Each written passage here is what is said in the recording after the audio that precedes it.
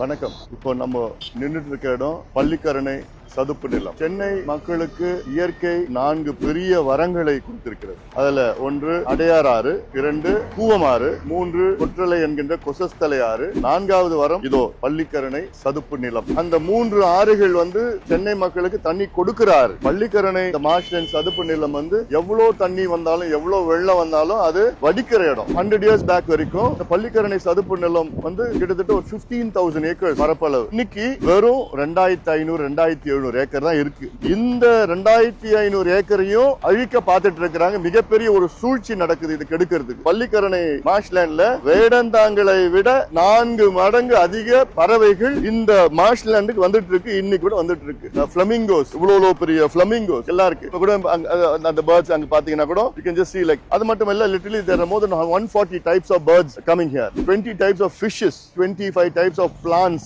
ecology இந்த தனி ஈக்காலி சிறப்பு இதுக்கு. இந்த பள்ளிக்கரணை மார்ஷ்லேண்ட்ல குப்பையை கொட்டிட்டு இருக்கிறாங்க. காலகாலமா கொட்டிட்டு இருக்கிறாங்க. 5000 டன் குப்பையை ஒரு நாளைக்கு கொட்டிட்டு இருக்கிறாங்க. raw sewage, lakhs and lakhs of liters a day. இந்த பள்ளிக்கரணை சதுப்பு நிலத்தை தான் இதுல கொட்டுறாங்க. சுத்தி பக்கத்துல கிரவுண்ட் வாட்டர் டெஸ்ட் பண்ணீங்கன்னா mercury, cadmium, chromium என்னென்ன கெடுதலோ மனுஷனுக்கு அதனையும் இந்த தண்ணியில இருக்கும். இந்த பள்ளிக்கரணை மார்ஷ்லேண்டோட பியூட்டி என்னன்னா, சென்னையிலயும் சரி, சென்னை பெரிஃபரியிலயும் சரி, லைக் தாம்பரம், பல்லாவரம், குரோம்பேட்டை, இன்னும் சவுத், எவ்வளவு வெள்ளம் எவ்வளவு தண்ணி வந்தாலும் அவ்வளவும் இங்கதான் ட்ரெயின் ஆகும். It drains nearly 250 square kilometers of land around Chennai and periphery எல்லாம். இந்த பள்ளிக்கரணை சதுப்பு நிலம் ராம்சார் கன்வென்ஷன்ல நமக்கு அங்கீகரிக்கப்பட்டது. ராம்சார் கன்வென்ஷன்னா 1971ல ஈரான்ல ராம்சார் ஒரு இடத்துல a group of countries got together and said that நம்ம உலகத்தில் உள்ள அத்தனை வெட்லண்ட்ஸும் சேவ் பண்ணணும். அந்த வகையில் இந்தியாவில் ஒரு 100 இடம் ராம்சார் அங்கீகரிக்கப்பட்ட பகுதிகளாக பாதுகாக்கப்பட்ட பகுதிகள். அதுல ஒன்னு பள்ளிக்கரணை மிக முக்கியமானது. கையெழுத்து போட்டிருக்கு இந்தியா.